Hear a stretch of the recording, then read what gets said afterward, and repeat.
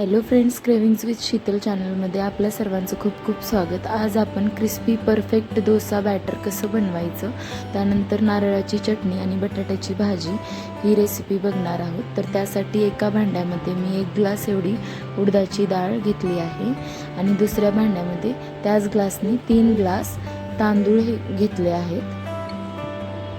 डाळ आणि तांदूळ हे व्यवस्थित स्वच्छ पाण्याने 3-4 वेळा धुवून घ्यायचे अशा प्रकारे, आणि त्यामध्ये नंतर पाणी ॲड करून हे रात्रभर भिजत ठेवायचं आहे. डाळ आणि तांदूळ हे वेगवेगळ्या भांड्यामध्ये घ्यायचं आहे. ज्या भांड्यामध्ये तांदूळ भिजत ठेवला आहे त्यामध्ये 1 वाटी एवढे पोहे घालायचे आहेत आणि 2 छोटे चमचे मेथी दाणे टाकायचे आहेत. मेथी दाणे हे कंपल्सरी टाकायचं, त्यामुळे डोसा हा क्रिस्पी आणि डोशाला छान अशी चव येते.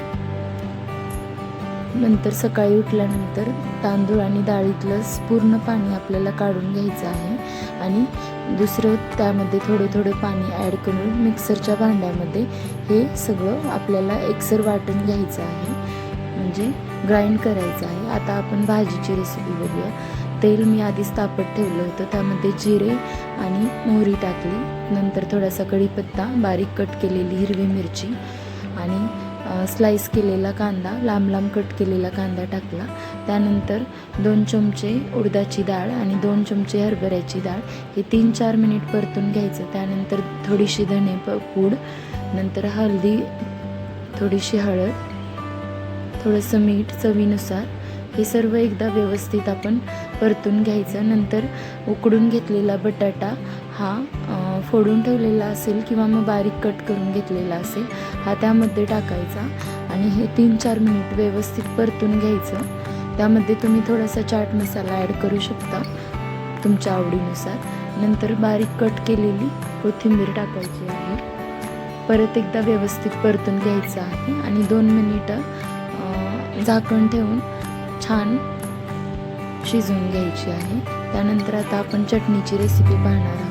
एका मिक्सरच्या भांड्यामध्ये मी थोडेसे गरम केलेले शेंगदाणे, 4-5 काजू, नंतर नारळ कट केलेला, 3-4 पाकळ्या लसणाच्या, कोथिंबीर, जिरे, कढीपत्ता, थोडीशी साखर,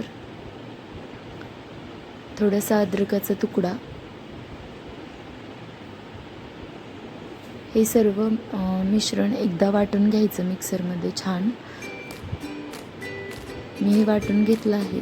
त्यानंतर थोडंसं मी दही ॲड केलं आहे, त्यामध्ये थोडंसं मीठ टाकलं आहे आणि थोडंसं पाणी ॲड करून नंतर परत एकदा हे व्यवस्थित एकसर असं ग्राइंड करून घ्यायचं आहे आपल्याला.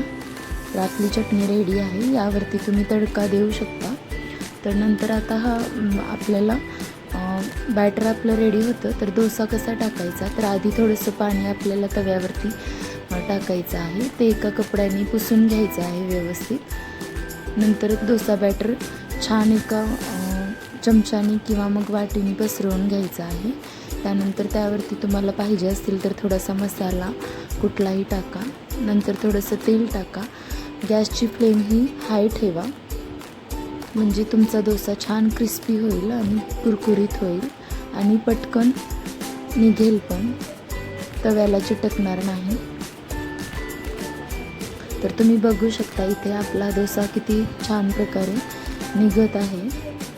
बिलकुल पण तव्याला चिटकलेला नाही येतो. तर आपला डोसासुद्धा रेडी आहे. आता आपण ते एका प्लेटमध्ये सर्व करूया. तर इथे मी एका प्लेटमध्ये चटणी घेतली आहे, थोडीशी भाजी घेतली आहे.